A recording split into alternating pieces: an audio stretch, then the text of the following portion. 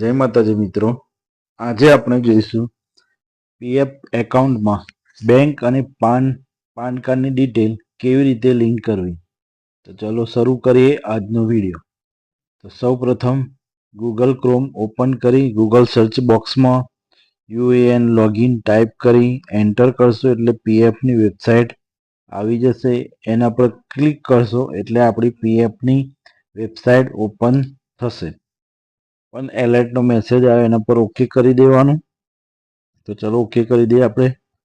પછી UN number 12 અંકનો આવે જેને આપણે ટાઈપ કરી લઈશું ફટાફટ. 12 અંકનો યુએન એન્ટર કર્યા પછી તેની નીચે પાસવર્ડ એન્ટર કરીશું. જે તમે પાસવર્ડ બનાવ્યો હોય એ પાસવર્ડ બનાવતા ના આવડતો આપણો વિડીયો ડિસ્ક્રિપ્શન લિસ્ટમાં મૂકેલો છે. ત્યાર પછી કેપ્ચા કોડ એન્ટર કરીશું. કેપ્ચા કોડ એન્ટર કર્યા પછી સાઇન ઇન પર ક્લિક કરીશું એટલે આપણી ઈપીએફઓની વેબસાઇટ ઓપન થશે. તમારા મોબાઈલમાં એક ઓટીપી આવી ગયો હશે, એ 6 ડિજિટનો હશે. એ ઓટીપી આપણે એન્ટર કરીશું. ચલો ઓટીપી એન્ટર કરી લઈએ. ઓટીપી એન્ટર કર્યા પછી કેપ્ચા કોડ એન્ટર કરીશું.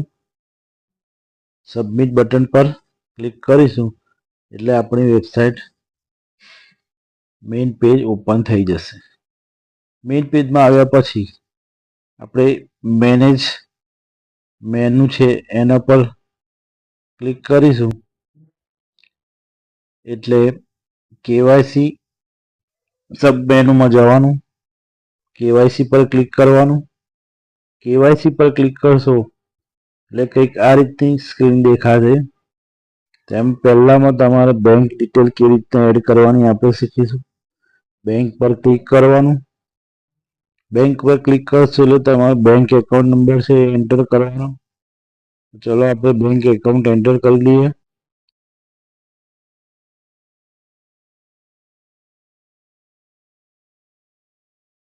બેંક એકાઉન્ટ એન્ટર કર્યા પછી કન્ફર્મ બેંક એકાઉન્ટ નંબર પણ કરી લેવાનો, કોઈ ભૂલ ના થાય એવી રીતના.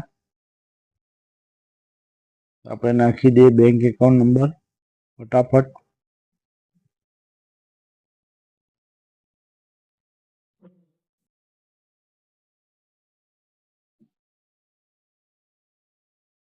તમારો પાસવર્ડ ભૂલી ગયા હોય તો કેવી રીતના ફોરગેટ કરો એનો પણ આપણે વિડીયો મૂકેલો છે. એની લિંક ડિસ્ક્રિપ્શનમાં આપેલી છે. બેંક આઈએફસી કોડ આપણે એન્ટર કરી લઈશું. ત્યારબાદ વેરીફાઈ આઈએફસી કોડ પર આપણે ક્લિક કરીશું. તમારી બ્રાન્ચનું નામ અને બેંકનું નામ આવી જશે. ત્યારબાદ નીચે આપેલા ચેકબોક્સ પર આપણે ક્લિક કરીશું. ક્લિક કર્યા બાદ સેવ બટન પર ક્લિક કરવાનું રહેશે. સેવ બટન પર ક્લિક કરશો એટલે તમારા મોબાઈલમાં એક ઓટીપી આવશે. એ ઓટીપી અહીંયા એન્ટર કરશો પછી સબમિટ બટન પર ક્લિક કરવાનું.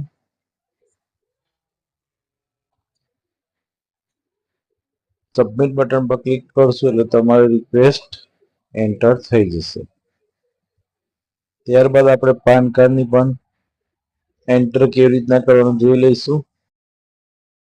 પાનની બટન પર ક્લિક કરશું એટલે તમારો 10 ડિજિટનો પાન કાર્ડ નંબર હશે એ એન્ટર કરી લેવાનો અહીંયા. ત્યારબાદ ચેકબોક્સ પર ક્લિક કરવાનું. પછી સેવ બટન પર ક્લિક કરશો એટલે તમારા મોબાઈલમાં એક ઓટીપી આવશે.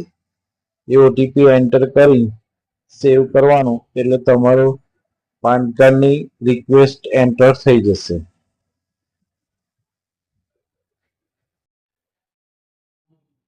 તમારી રિક્વેસ્ટ એન્ટર કર્યા પછી નીચે આ રીતના pending with employer for digital sign in એ રીતનું બતાવશે કે જો તમારી પ્રોસેસ પેન્ડિંગમાં છે.